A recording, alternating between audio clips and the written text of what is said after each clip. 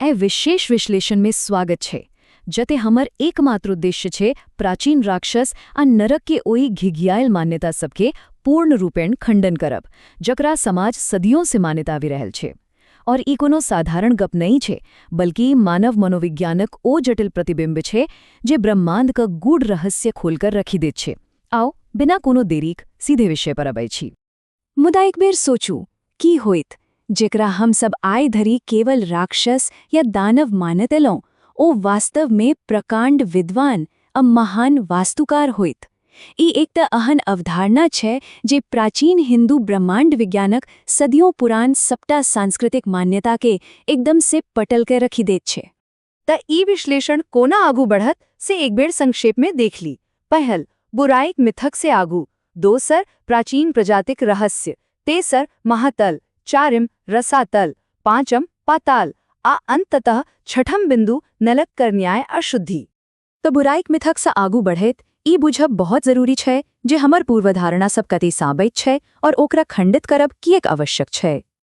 आश्चर्यक बात तो ई छे जे ऋग्वेद में स्वयं देवराज इंद्र के सेहो एक बेर असुर कही संबोधित करल गेल छे। ई स्पष्ट करत छे जे ई सब कोनो जन्मजात पैशाचिक जीव नहीं छेला। असुर का मूल अर्थ वास्तव में वो सत्ता छे जे स्थापित सामंजस्य से किछु अलग हो, न कि कोनो भयानक राक्षस। मतलब एही तरह अत्यंत ज्ञानी आ उन्नत प्राचीन प्रजाति के मात्र राक्षस मानि लेब, हुनकर गूढ़ राजनीतिक समझ आ सनातन धर्मक अभ्यासकर्ताक भूमिका के सीधे सीधे नजरअंदाज करब छी। असल में राक्षस वाला जो सोच छे से बहुत हद धरी आधुनिक औपनिवेशिक आ एब्राहमिक विचारधारक प्रभाव छे जे एतेक पैघ प्रजाति के एकदम सरलीकृत कर देलक।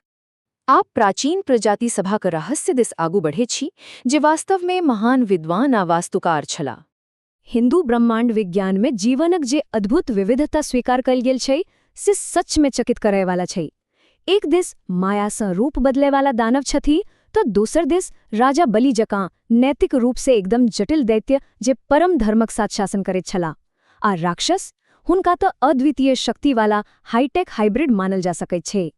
किछु आधुनिक सिद्धांत यो मानैत छै जे राक्षस वास्तव में प्राचीन जेनेटिक इंजीनियरिंग का परिणाम भ सकैत छिन।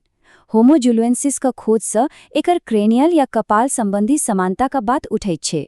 ई एकटा गजब का दृष्टिकोण छै जते विज्ञान आ पुराणक एकटा अद्भुत संगम देखवा में आबैत छै। ई सब तो भेल प्रजातिक बात, मुदा आब नीचा उतरै छी पांचम लोक महातल देश, जे डरावना भोग आ विलासिताक प्रतीक छै। जरा कल्पना करू, अनेक माथवला कादरवे नाग रत्न जड़ल महल में रही रहल छत। पूर्ण विलासिता छै, चारुकात भोग विलासक साधन छै, मुदा ओता एकटा अजीब घबराहट बनल रहैत छै। किएक त ई विषैला रणनीतिकार अपन डर के भोज भात में तो डुबा लैत छत, मुदा हुनका सदिखन अपन शाश्वत शिकारी गरुड़क पाँखी फड़फड़ाबाक आवाज सुनाइत रहत रहनी। एकर सीधा मतलब ई छै जे महातल कोनो आगिक खड या भयंकर नरक नहीं छै, बल्कि ई संतुष्टिक एकटा बहुत दुखद भ्रम छै। जेना कहल गेल छै, एकटा आत्मा कतबो धन दौलत जमा क ले, मुदा जौं कर भीतर डर बैसल छै त ओ राजा नहीं, मात्र एकटा सजावल गेल कैदी छै। एकरा सँ और नीचा अबै छै छठम लोक रसातल में, जे अवचेतनक गहन रहस्य समेटने छै। एतै भव्यता आ डार्क आर्ट्स कर एकटा अजीब मिश्रण भेटत। ई दैत्य आ दानवकर विशाल भूमिगत शहर छै, जतै जादुई क्रिस्टल चमकाय छै आ लंबा उमेर देवेवाला अमृतक नदी बहे छै। एठाम भयंकर योद्धा सब प्राचीन ग्रंथक कर पैग पैग पुस्तकालयक रक्षा करैत छथि। सोचू, ई कोनो पाश्विक दुनिया नहीं, बल्कि ज्ञान आ शक्तिक खजाना छै।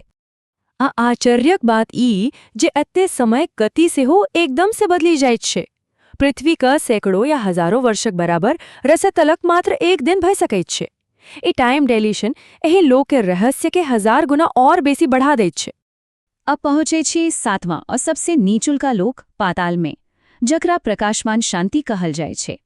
एते महातल आ पातालक बीच के अंतर के बुझाव एकदम आवश्यक छै। महातल घबराहट, शोर आ डर से भरल विलासिता छै, जखन कि पाताल एकदम अलग छै। ई नियंत्रित ऊर्जा, इंद्रिय पर विजय आ पूर्ण शांतिक लोक है। ई चंचलता अस्थिरता के बीचक सीधा सीधा अंतर छै। पाताल में ई बोध होय छै जे असली शक्ति वास्तव में शांति में छै।